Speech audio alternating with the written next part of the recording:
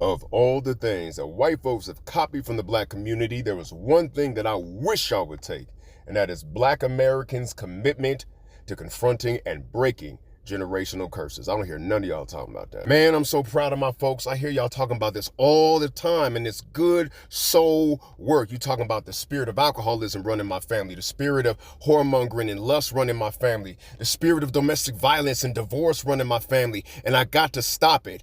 That is what I'm talking about. And this is why I never listen to conservatives when they say that black people don't take personal responsibility for our communities. Damn that. I could give you the names and the numbers of brothers and sisters right now who are former gangsters who are now violence interrupters that will put their body in the way of developing violence in our community. And we not only doing violence interruption for the block, we doing it for our bloodline. How's that for responsibility?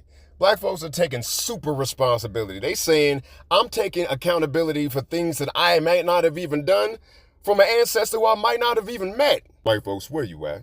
Because looking at the state of the country right now, I can tell you, you need to do this generational curse work ASAP.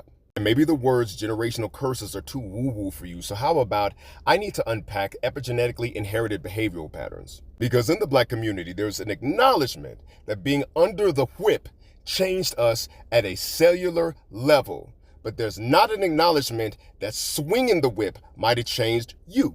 I got this cool white liberal homeboy who said, man, I was just a little kid and I was playing around in the cellar and I found this chest, and since I was a kid I thought there was treasure in there. I opened it up and it was my grandfather's clan hood. And I said to him, man, it may not just be what's in your cellar, but what's in your cells. Because when I look at the state of this country, I'm not seeing republicanism, I'm seeing a relapse.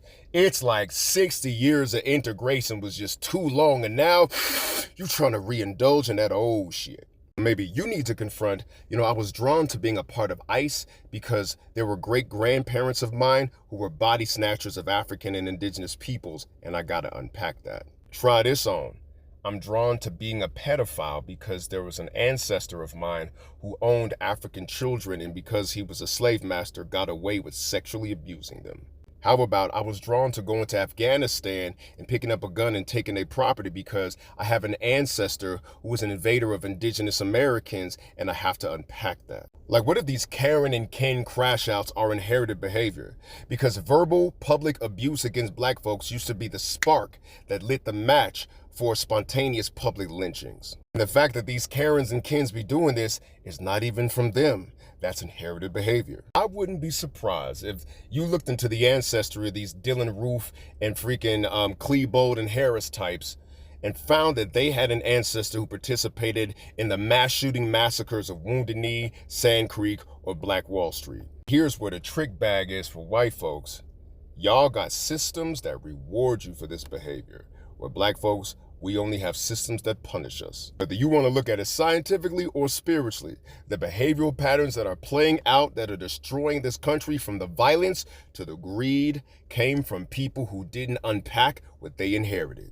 And if you look at how this country is going, if you don't take black folks' lead and do this soul work, we ain't gonna get through these dark times. And so I need you to repeat after me 4 words that we say in order to break these curses.